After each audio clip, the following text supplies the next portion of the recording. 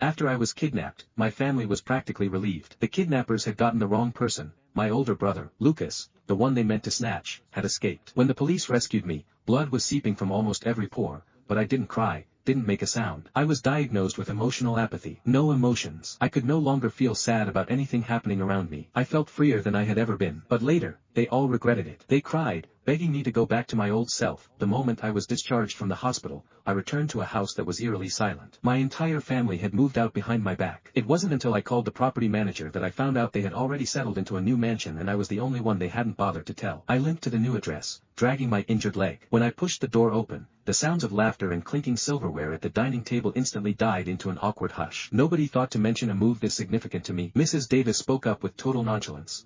Her excuse was that Lucas had been having nightmares lately, and she felt the old house had bad energy. She spoke with such casual indifference, as if she were discussing tonight's side dish, completely ignoring the fact that my face was still wrapped in thick white bandages. "Since you're back, sit down and have a bite," she said. But every single dish on the table was prepared specifically to Lucas's tastes. As I struggled to move toward the table, not a single person looked my way or even seemed to care. In the past, this would have felt like a knife to the heart. But now, I didn't feel a single spark of emotion. Lucas leaned in with a sycophantic look on his face, even making up some excuse about being too scared to visit me in the hospital. Mr. Davis was quick to play peacemaker, essentially demanding that I, the victim, show more understanding toward my younger brother. After all, I was the one who had actually suffered through the ordeal of the kidnapping, yet there he was, smiling with that innocent, carefree look. Hyman has always been the tough one.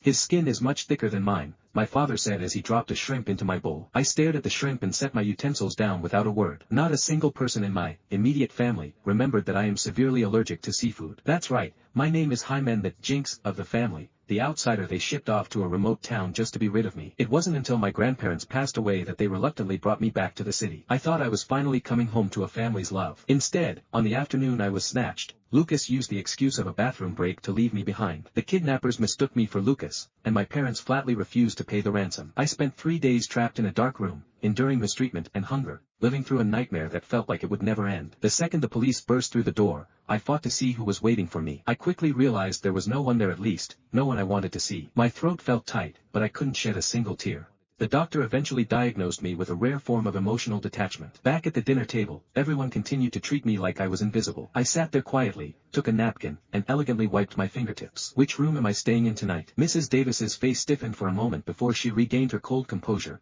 claiming the guest room hadn't been cleaned yet. Lucas jumped in again, playing the good guy while subtly implying that I was being high maintenance. Did I say a single word of complaint from start to finish? I set the napkin down slowly, my voice so flat it lacked even a hint of a tremor. I dragged my exhausted body up the stairs.